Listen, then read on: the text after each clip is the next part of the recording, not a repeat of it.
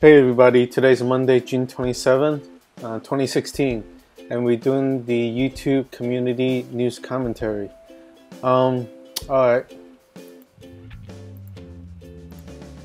Okay, the first up is the thing we got covered is TwinzTV.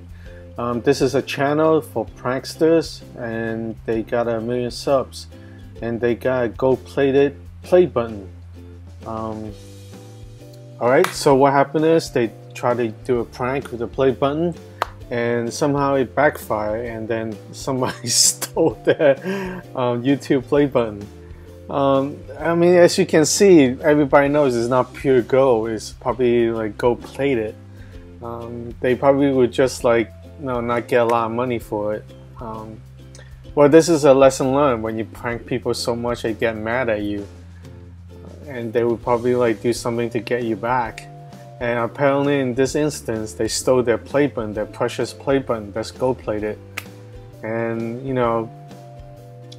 this is a lesson learned. You shouldn't be like pranking people and offending people like off the profit, And including the new terms of service, you're like filming people. If it's real, you are filming people without their permission, and that violates the terms of service.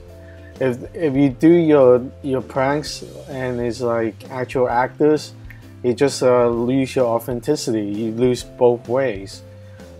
First way is that you're filming people without their permission, and the second way, if you actually have actors, people know your pranks are not real anymore.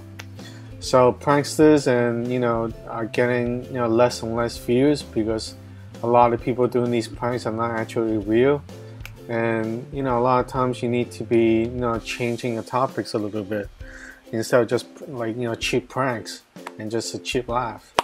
And hope you learn your lessons about your gold-plated play button gets stolen. Maybe you get it back if you apologize to the people you offended. So that's that. Alright, the second thing we gotta cover is rape threats and rape threats allegations by LG Vindicate, who has 100K subscribers. She tweeted out several of them about how she was given some rape and death threats by, I guess, guys who are overzealous about her topics and stuff like that. Yeah, when you make threats like that, you have to be careful about a lot of things, and you also have to be mindful about yourself. Things with like women getting threats, you have to think about the context of things. Like in traditional sense, you have to ask, why is a woman in somebody else's hotel room in the midnight, things like that, in a context and consideration. And other things like why is a woman dressed so sexy in a bar, going to the bar like that, that's like a consideration when like things evolve into threats and rape threats allegations. Like women are people, okay? There's different types of women, different types of people who like to incite things, who like cynical about various things. We know that, like if you grew up with a sister and things like that, how women are just like people. They wanted to use things for themselves. On the other hand, if you make actually like rape threats and death threats allegations like that, you have to be very careful on that as well. So in terms of consideration of this instance, you need to consider what else is happening. Is she doing certain things to incite guys to be amorously like aggressive? Sometimes like girls do things and guys do things, and you need to really consider everything. Everybody has read the news, how some certain rapes are not really rape. It's like iffy. Like during the whole context of things, they were at a party, everybody got drunk, or things like that. So those considerations, you need to make those context consideration into this one as well. So all we got is just her tweets saying that she got threats. We don't know on the other side of the story that much. Has she been in conversation, and she also mentioned she DM'd a lot of these things. Was it like a flirtatious and then it got shut down? Like the guy got shut down and everything like that, and the guy got offended. So you need to give those consideration on that. Alright, so hopefully everybody remains safe, especially LG Syndicate. And certainly in my advice, I should tell you that maybe you should cool it when you DM people, and you always have the ability to report abuses like that, so the YouTube management knows about it. Alright, that's that, and let's move on to the next one.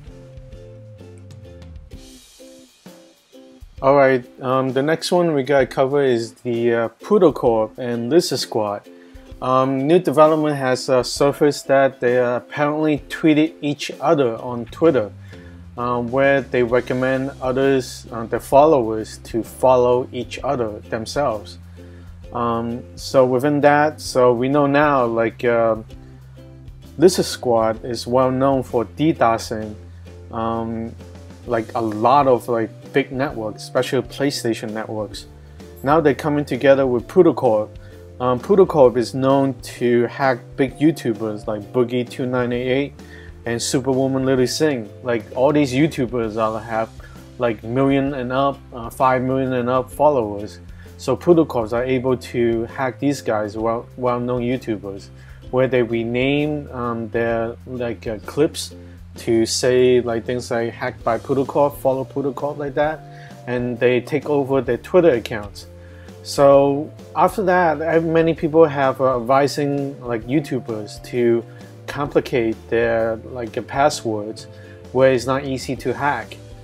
In addition to that, not to use the same password with other social media accounts like Twitter and other like Pinterest, and also like YouTube like that. So now they seems to be working together now, which make them more even dangerous. For me personally, I would like to follow how they do it and even learn how they get these new techniques. Yeah, this is something definitely to be followed. Like I will follow them on Twitter as well, finding out like how they do it, what their interests are. Seems like their activity has increased since the summer, so that may imply they may be college students.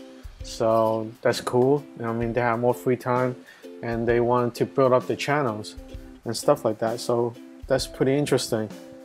Alright, so hopefully we'll follow Poodle Corp and the Lizard Squad Alliance and see how they're gonna develop further on later on.